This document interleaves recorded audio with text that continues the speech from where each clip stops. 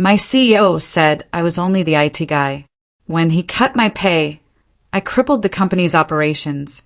The stock plunged 62% in a single day. Can you imagine pouring your heart and soul, every waking moment for years, into building something truly groundbreaking? Something that transforms a company from a struggling operation into a multi-million-dollar powerhouse? And then imagine a new boss, barely 2 months in, looking you dead in the eye and telling you that you're just the IT guy, easily replaceable, and he's slashing your pay by 25%. What would you do when faced with that kind of betrayal? Because I'm about to tell you how I went from being the IT guy to the man who legally brought a billion-dollar company to its knees in one single night. And trust me, the satisfaction? It was unlike anything I'd ever felt. This all happened just 6 months ago, and honestly, I'm still processing the sheer insanity of it all. Sometimes I wake up in a cold sweat, thinking about how close I came to just accepting my fate. But then I remember what happened, what I did, and I fall back asleep like a baby. My story with Apex Solutions goes back 12 years. I started fresh out of college, a junior systems analyst, and worked my way up. Senior infrastructure architect, they called me. Sounds fancy, right? But to most people at Apex, I was still the guy who fixed printer jams and reset passwords. When I first joined, Apex was this small, tight-knit company, maybe 100 people in a refurbished warehouse in Seattle. Everyone knew everyone. The CEO himself remembered your name at company picnics. I was 28, fresh out of the University of Washington with a computer science degree, and carrying over $80,000 in student loan debt. Apex offered me $60,000 a year, and at that moment, it felt like I'd hit the lottery. My apartment in Fremont was a literal shoebox, shared with 3 roommates, and a toilet that always smelled faintly of mildew. But I had a job in my field, and that was everything. The work back then was challenging. Database maintenance, basic user support, and mostly just praying the network wouldn't crash when someone inevitably opened too many browser tabs. Our systems were ancient. I'm talking late 90s software, held together by sheer willpower and, I kid you not, actual duct tape. The main platform, a beast named Data Core Legacy, handled everything. Inventory, billing, project tracking. It crashed at least twice a week, would arbitrarily lose data, and manual reboots took 3 hours. We literally had 6 people whose entire job was just to keep that thing limping along. I spent the first 2 years of my career dissecting that system, learning every single quirk, every bug, every workaround. I got pretty good at explaining to furious department directors whether quarterly reports had simply vanished into the digital ether. But here's the thing nobody knew, not yet. 5 years into my tenure, I finally hit my limit with Data Core. We just lost a massive client, Patterson Industrial, a $5 million a year account, all because our system decided to delete 3 months of their project data. Poof, gone. Our CTO at the time, David, called an emergency meeting. We need to modernize, he pleaded. Data Core is killing us. Management brought in consultants.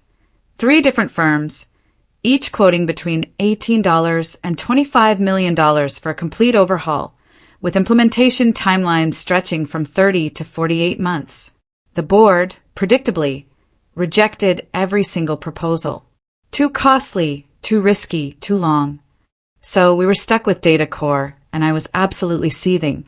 That's when I started working on something in secret in my spare time. My girlfriend then, Megan, was a nurse, working rotating shifts. She'd leave for work, and I'd sit down in my home office. Nothing fancy, just a PC I built myself and 3 monitors I'd snagged on Black Friday. I coded every single night, sometimes until 3 a.m. Weekends were fair game, too. Megan hated it. You work all day, she'd complain. Then you come home and do the same thing all night? It's different, I'd assure her. This is mine. I spent 18 months building that system from scratch. I taught myself Python, even though I'd only ever worked with Java and C++.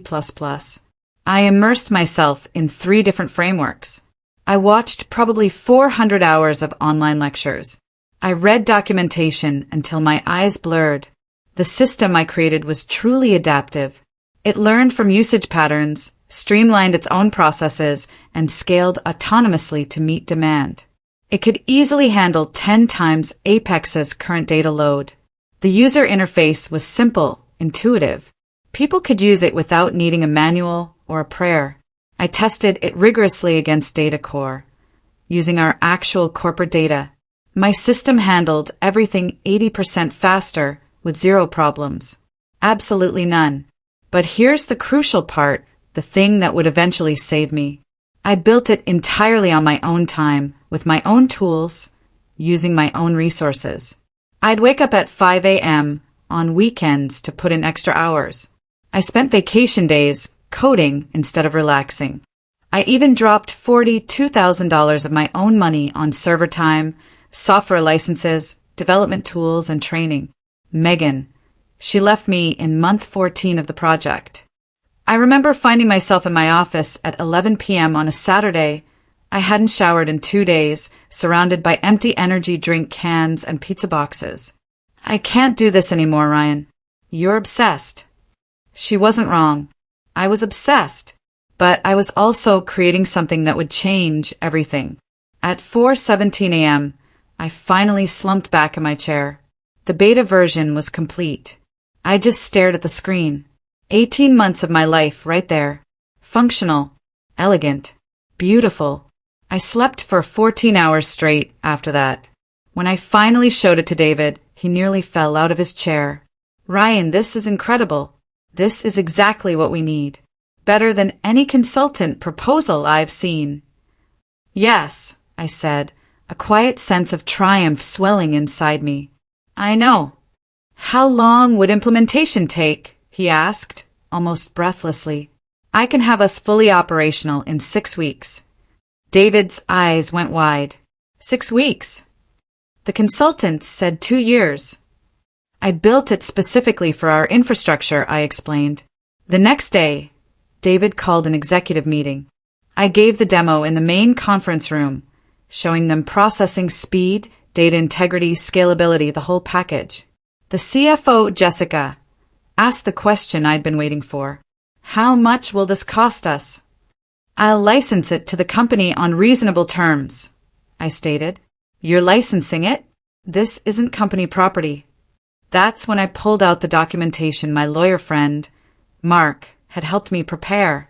Built entirely outside of work hours using personal resources and equipment, I explained. It's my intellectual property, according to my employment contract. But I'm happy to let Apex use it. Jessica looked at David. David looked at the CEO, Michael. Michael looked at me. What are your terms? I'd been thinking about this moment for months, rehearsing it in my head while debugging code at 2 a.m. I'll license it for $60,000 a year, adjusted for inflation annually, and I retain full ownership of the patent and code base. Michael nodded slowly. That's more than reasonable, Ryan. We'd probably pay 10 times that for what you've shown us. I know, I said, but I'm not trying to gouge anyone. I just want protection. Mark had been very clear. Keep the licensing fee reasonable, but maintain ownership. That was my insurance policy. They agreed. We signed the contracts. I got a $15,000 bonus for the implementation and a plaque that read Innovation Excellence. I'd spent $42,000 building the thing, but whatever. I had my protection, and that's what truly mattered. The implementation took exactly 6 weeks and 3 days. We shut down Data Core on a Friday night, migrated everything to my system over the weekend. When people arrived on Monday morning, everything just worked. There were no crashes, no errors, no frantic calls to IT about lost data. Our help desk tickets dropped by 67% in the first week. Within 6 months, the results were undeniable. Apex could now take on contracts we'd been turning down for years. In the first year, revenue soared from $55 million to $100 million. By the second year, it was $150 million. My system-handled project's data core would have crumbled under, and our client base grew exponentially. Engineering firms came to us for complex data management. Manufacturing companies sought our logistics tracking services.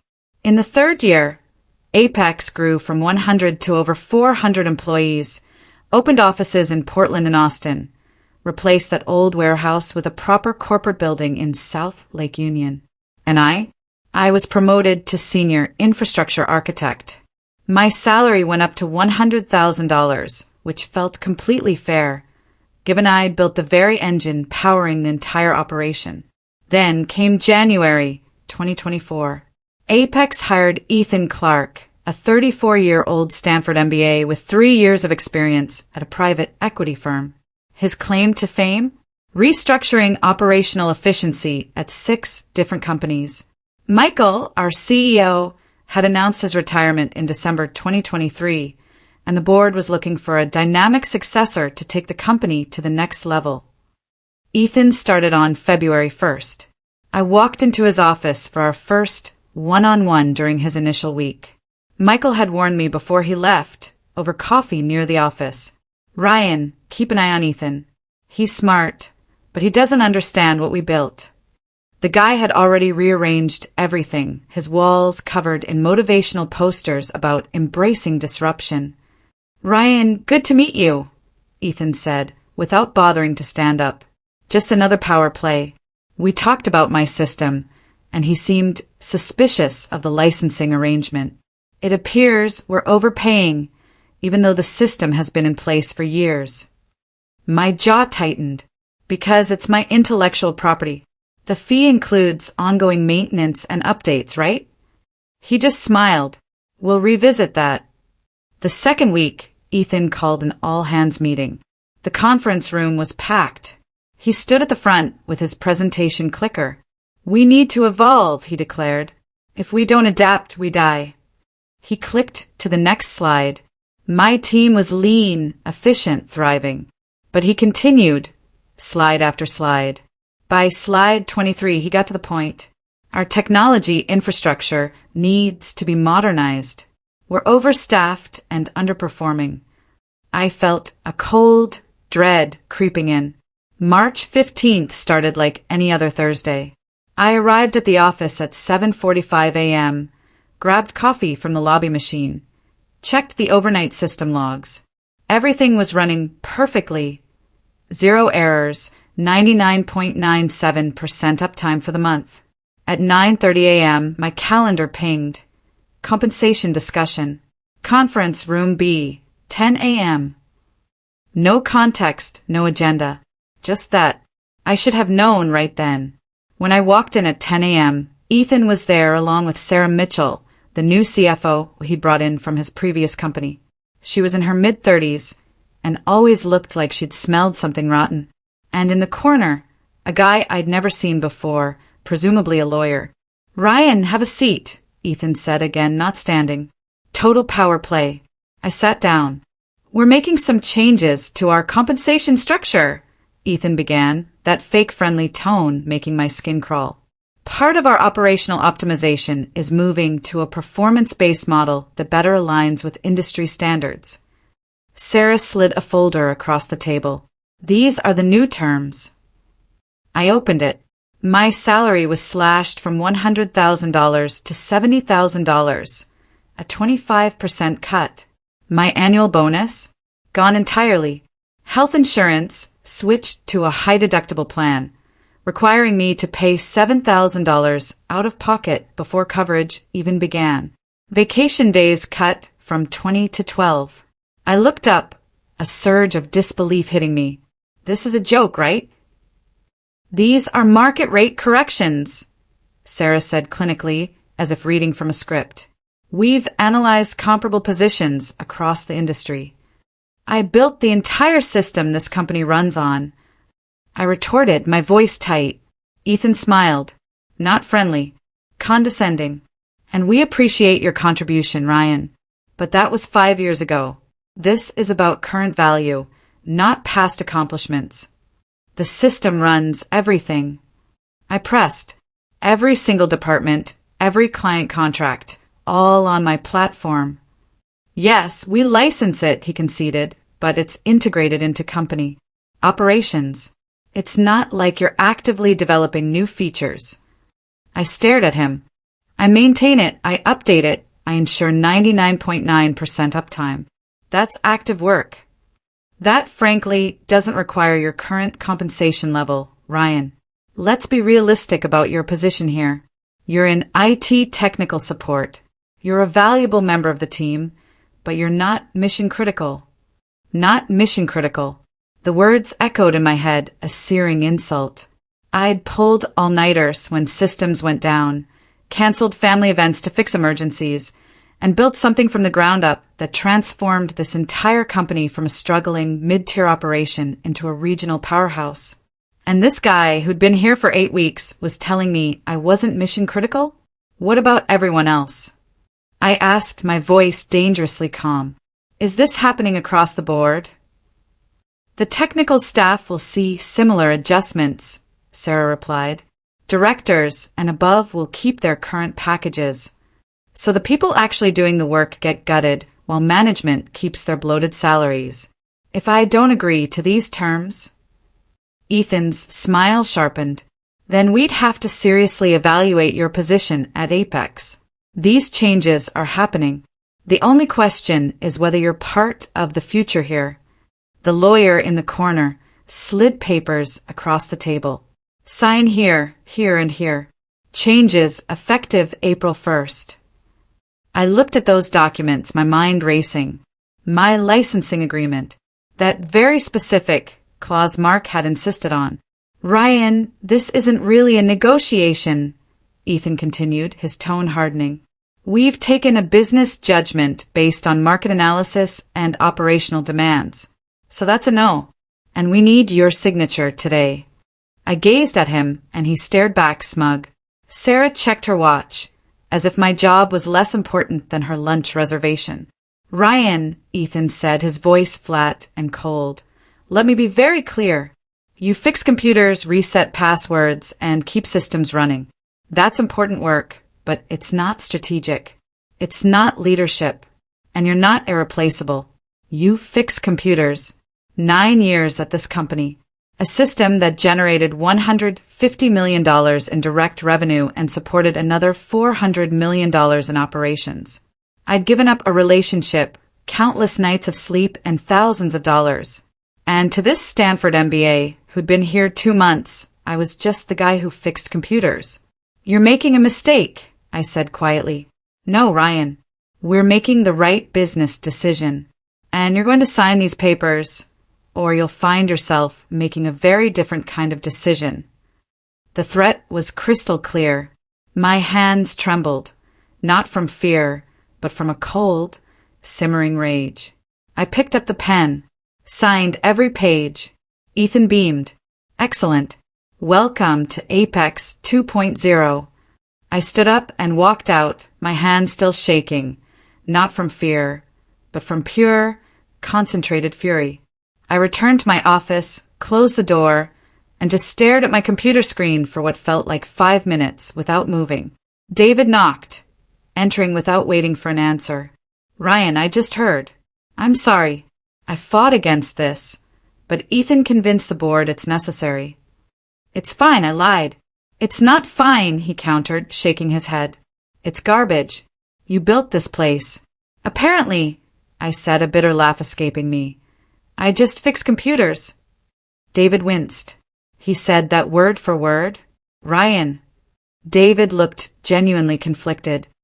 I'm trying to push back where I can, but he has authority I no longer have. New organizational structure. I report to him now. I understand, I said, my voice flat. David left. I sat there for another 10 minutes. Then I pulled out my phone and called Mark, my lawyer friend. Hey man, what's up? I need to see you tonight, I said, my voice devoid of emotion. It's important. I barely functioned the rest of the day, answering tickets on autopilot, avoiding everyone, and leaving exactly at 5 p.m. I met Mark at Stella's Coffee near his downtown office. He was already there, tapping away on his laptop. Corporate law, always grinding. I sat down and explained everything. The meeting, the pay cut, Ethan's comments, word for word. Mark listened, silently. When I finished, he just sat there for a second, then calmly asked, "Do you still have your licensing agreement?" "Yes." "Why?" "Pull it up."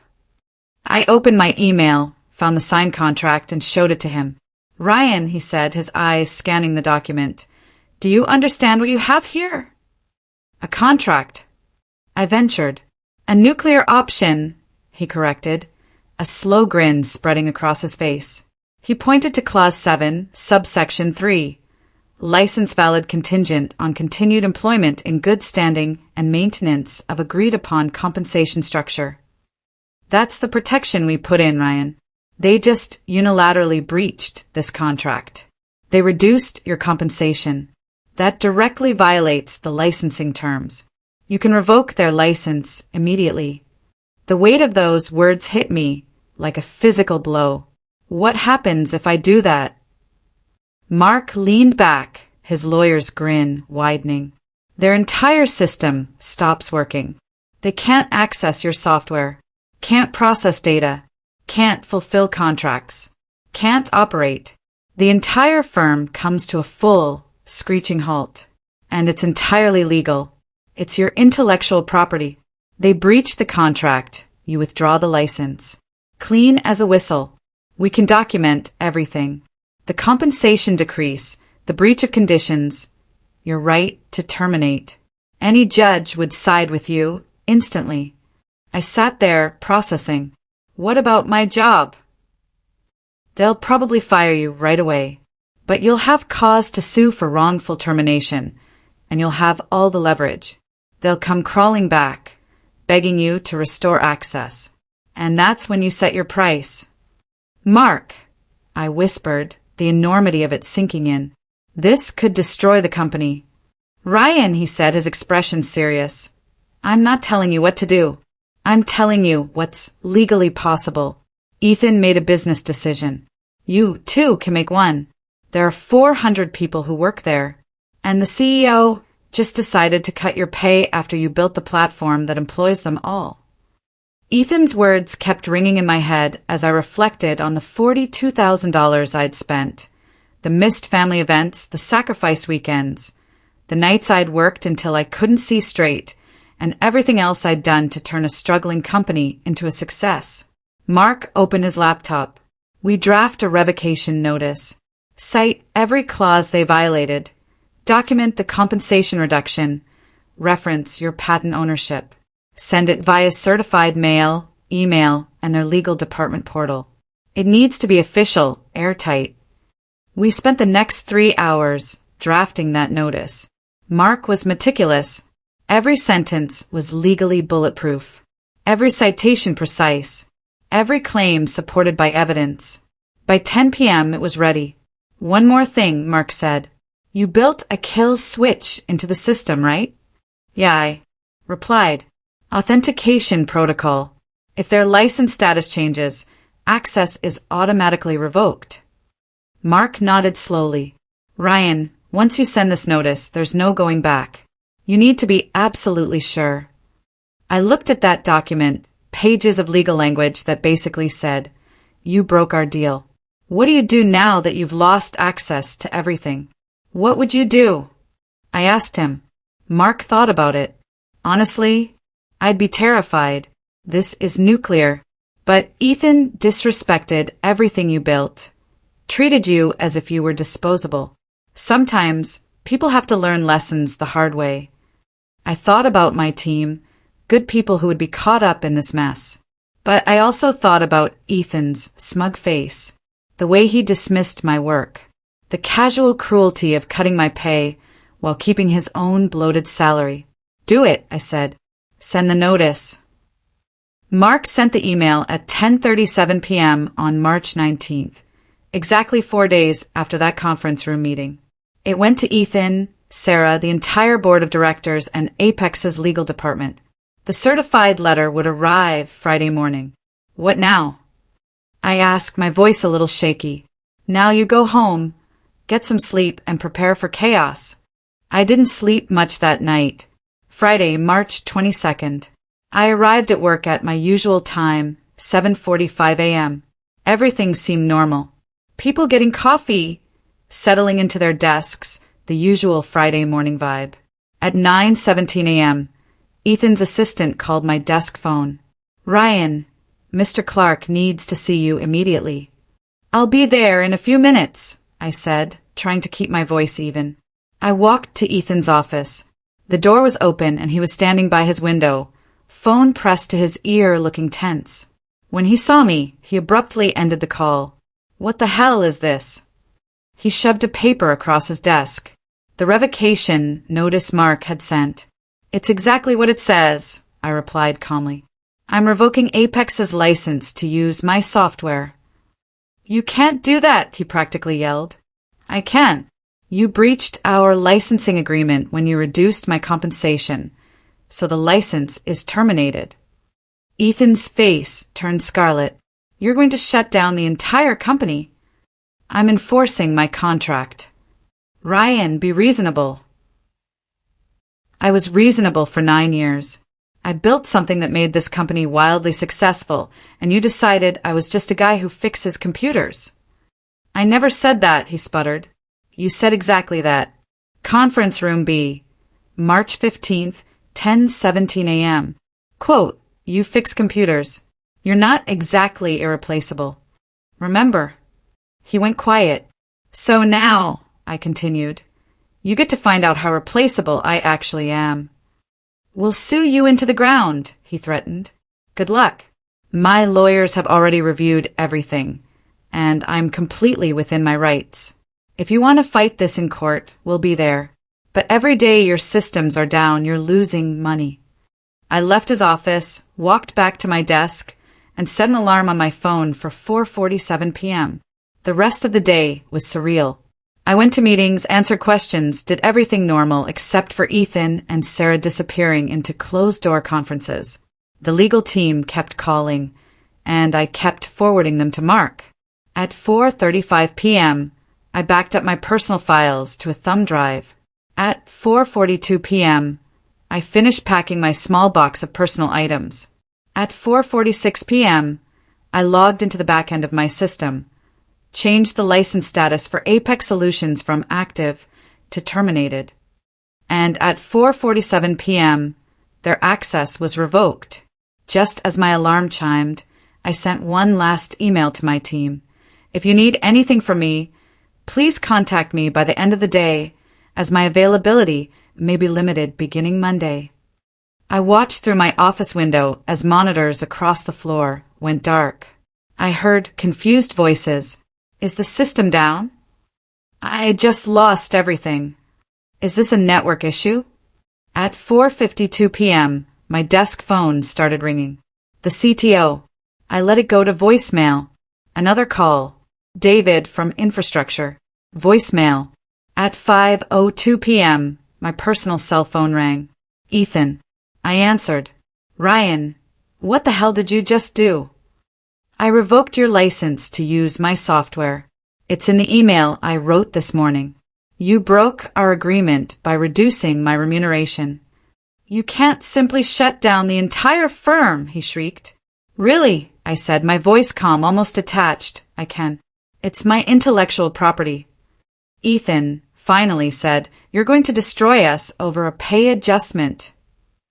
"I'm enforcing my contract," I explained, "in the same way you did yours when you decided I wasn't worth my salary."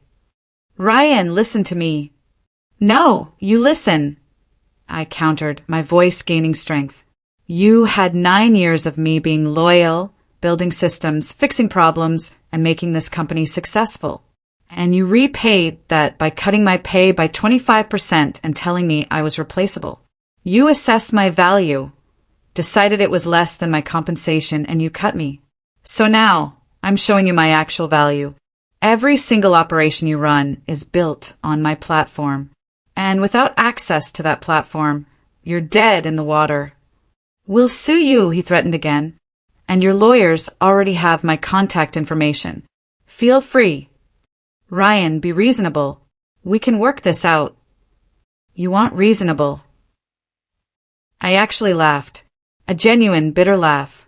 Okay, here's reasonable. You breached a legally binding contract. I'm terminating the license in accordance with the terms we both signed. If you want to renegotiate, have your lawyers contact mine. Until then, good luck running your company without any functioning systems. I hung up, packed up my desk, taking only that coffee mug, a framed photo, and a few other personal items. At 5:23 p.m., I walked out of that building as commotion exploded around me. I got in my car, went home, ordered Thai food, and watched Netflix. My phone continued to ring with texts, calls, and emails, all of which I ignored. The next 72 hours were absolutely insane. Saturday morning, Mark called at 8:43 a.m. Ryan, you need to see this. He sent me a link to a Bloomberg article. Apex Solutions stock plummets 34% on system failure.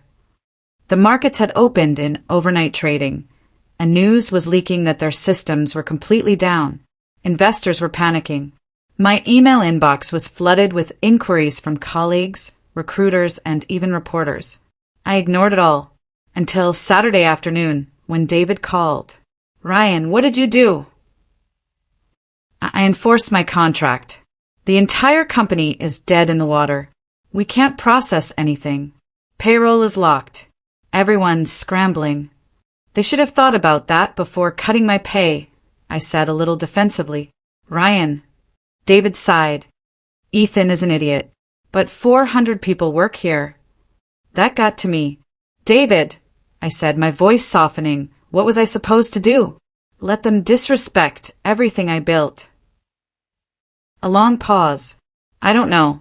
Maybe. Would you? Another pause. No, he admitted. Probably not. Sunday morning brought more chaos. The stock dropped another 25%, bringing the total decline to 62%. Business outlets ran it as a major story. Some portrayed me as vindictive. Others dubbed it David versus Goliath. I received an email from Apex's board. Subject: Urgent meeting request. Body: Mr. Ryan, we would appreciate the opportunity to discuss a resolution. Please contact us at your earliest convenience. I forwarded it to Mark. He called 10 minutes later. They are ready to negotiate. Mark and I drafted our proposal on Monday morning. We sent it at 11 a.m. A one-time licensing fee of $9 million, a $3 million annual fee going forward, full restoration of my compensation, a 40% raise to $131,600, an ironclad employment contract, and Ethan's immediate resignation. By 2 p.m., we had a response, requesting an in-person meeting. At 9 a.m. on Tuesday, Mark and I walked into Apex headquarters. The lobby was chaotic. Phones ringing nonstop, employees whispering in groups, security looking incredibly stressed. We took the elevator to the executive floor, where the entire board of directors was present. When we walked in, Thomas, the board chairman, stood up. He was an old-school guy who'd made his fortune in manufacturing, now semi-retired but still influential. There were 8 people seated around a conference table. Ethan was at one end, looking like he'd aged 5 years and 4 days. Sarah was next to him, pale and quiet. Ryan and Mark, thank you for coming, Thomas said, his voice grave. We sat down. The atmosphere was thick with tension. Thomas cleared his throat. Let's be direct. We're in a crisis. 4 days of complete system failure. Our market cap has dropped $1.2 billion. 7 major clients have filed breach of contract notices, and 15 more are threatening legal action. We're losing about $4.8 million per day in losses and penalties. He slid a printed analysis across the table. Numbers, projections, disaster scenarios. We need those systems operational. We understand there was a dispute about compensation, and we're ready to resolve it. Mark pulled out our proposal. These are our terms. Thomas read it, then passed it to the next board member. It went around the table. Ethan's face went from pale to fiery red. "This is extortion," he spat. But Mark, completely unfazed, calmly responded, "This is a licensing agreement. You're free to decline and develop your own systems." Everyone at the table knew that was impossible. Building a replacement would take years and tens of millions of dollars, and they'd be bankrupt long before it was functional. $9 million is ridiculous. Sarah finally uttered her first words since we came in. "Actually," Mark remarked, "it's fairly reasonable. Your firm made around $200 million yearly utilizing Mr. Ryan's software for 5 years. That's $1 billion in revenue directly generated by his intellectual property. He licensed it to you for $60,000 per year. You paid $300,000 total for over $1 billion in worth." He let it sink in. The $9 million is around 0.87% of the revenue his system generated. That is extremely generous by any conceivable standard. One of the board members, Elizabeth, spoke up. "How about the continuous yearly fee? $3 million feels like a lot." "It's inflation adjusted," Mark explained, "and includes continuous maintenance, upgrades, and technical support. The industry benchmark for business software licenses of this complexity is from $3 to $7 million per year. $3 million is below market." Thomas stared at me directly. "Ryan, I'd like to apologize personally. What Ethan did was completely unacceptable. We trusted his judgment on operational adjustments, which was plainly a mistake." Ethan began to object, but Thomas silenced him with a glance.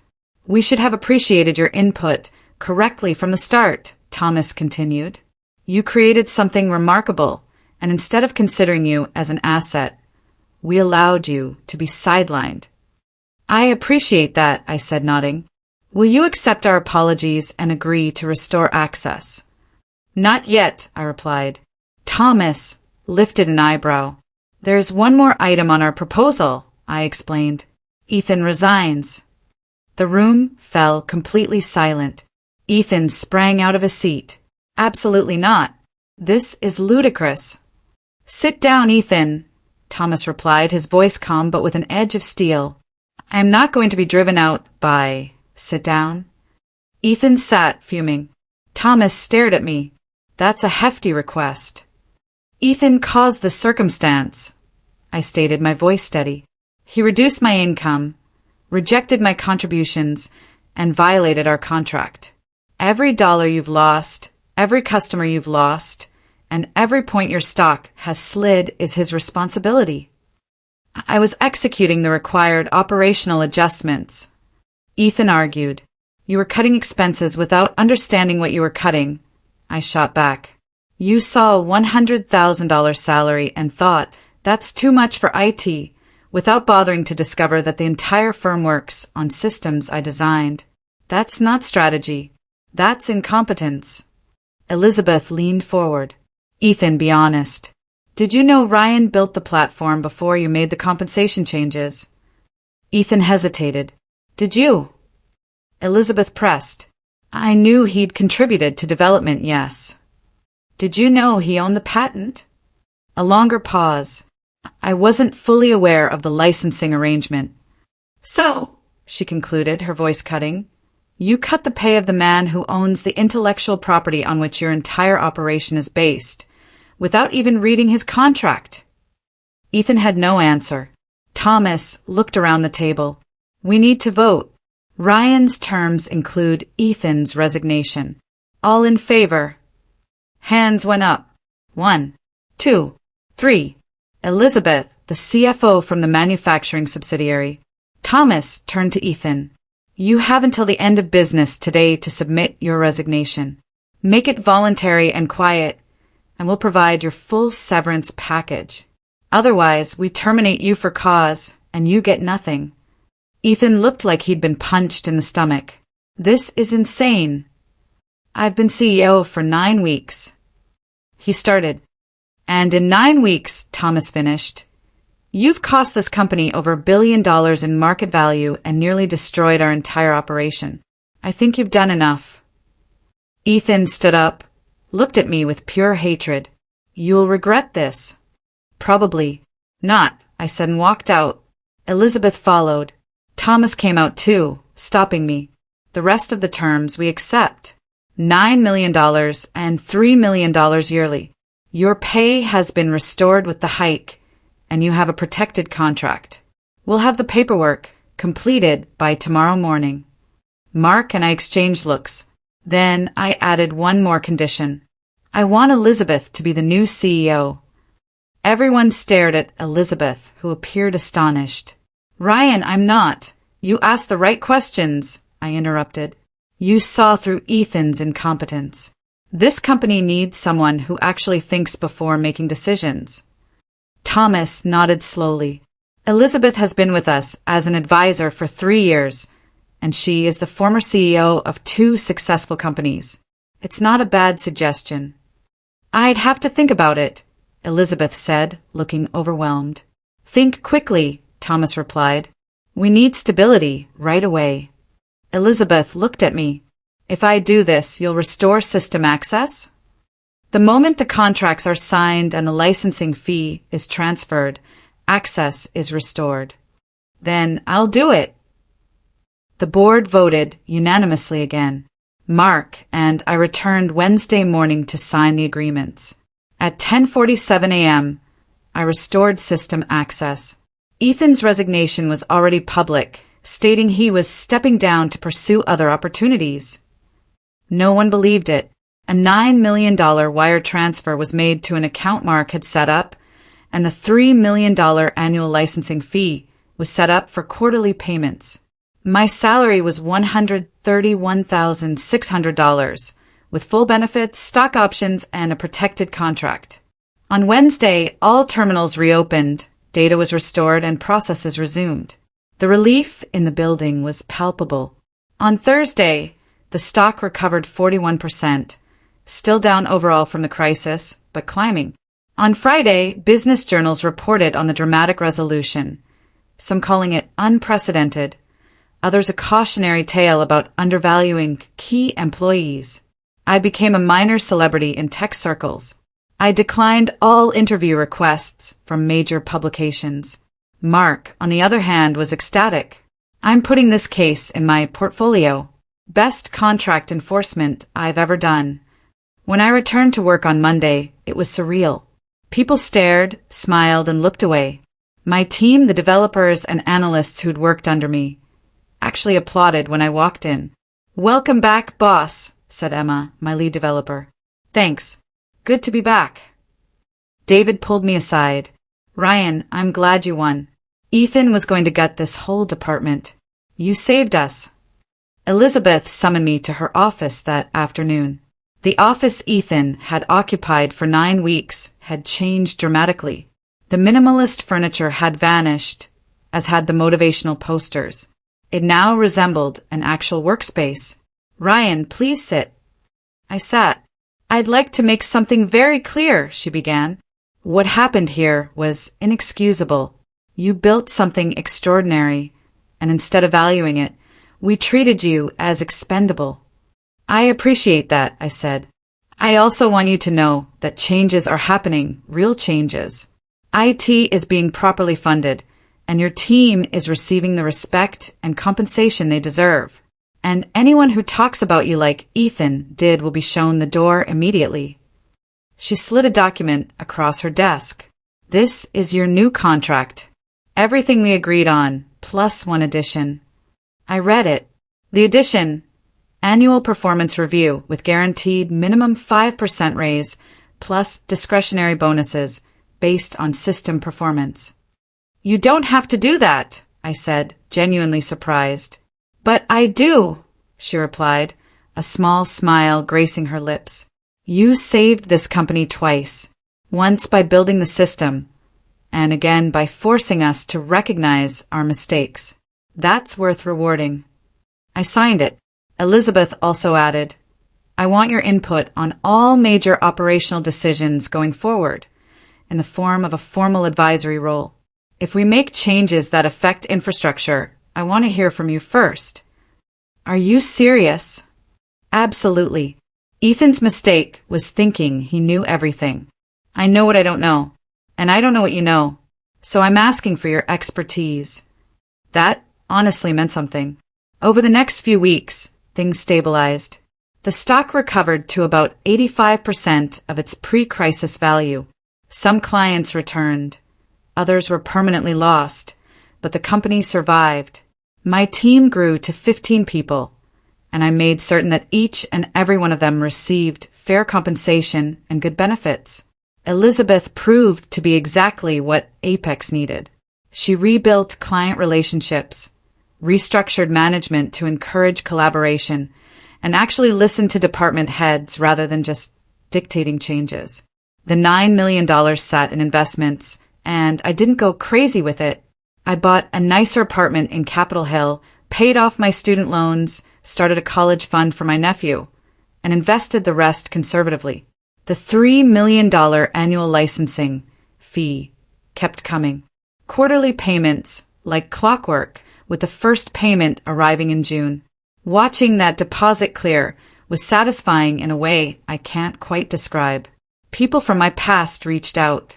Megan, my ex-girlfriend, who'd left during the development phase, texted me. I saw the news. I always knew you were smart. Sorry, I didn't see it then. I didn't respond. David's wife sent me homemade cookies with a note thanking me for not letting them win. I ate the cookies. I'm still here, 6 months later. The stock has recovered to 87%. Elizabeth has rebuilt client relationships, cleaned up Ethan's mess, and actually listened to people. My team has grown to 15 people. Emma has been promoted to lead developer. 2 new hires joined from Microsoft who wanted to work somewhere that truly valued technology. The quarterly licensing payments come in like clockwork, with the first clearing in June. In July, Elizabeth contacted me and informed me that 3 companies were interested in licensing my platform. By August, I had signed contracts with all 3, which my accountant described as the best contract structure he had ever seen. I didn't celebrate. I just nodded and kept working. Then, in October, something unexpected occurred. Ethan sued me, claiming I'd sabotaged operations and harmed his reputation, demanding $9 million. Mark called me laughing. We had everything documented. The case was dismissed, and the judge called it frivolous. Ethan was charged $50,000 in legal fees, which I heard he sold his condo to pay. In November, Apex landed a $100 million logistics deal. The board voted me a $250,000 bonus, which I split with my team. Megan emailed me in December, saying she'd made a mistake, but I deleted it. In July, I ran into Sarah at a coffee shop. She told me I should have pushed back harder. You were just doing your job. My job was to protect the company, which I nearly destroyed. She'd left Apex in January and was now doing freelance consulting. She asked if I was hiring. I said no. Honestly, when I made that call to pull the plug, my heart was pounding out of my chest. But looking back, I don't think I had a choice. What do you think? Did I go too far, or did they get exactly what they deserved? I really want to know what you would have done in my place. Let me know in the comments below.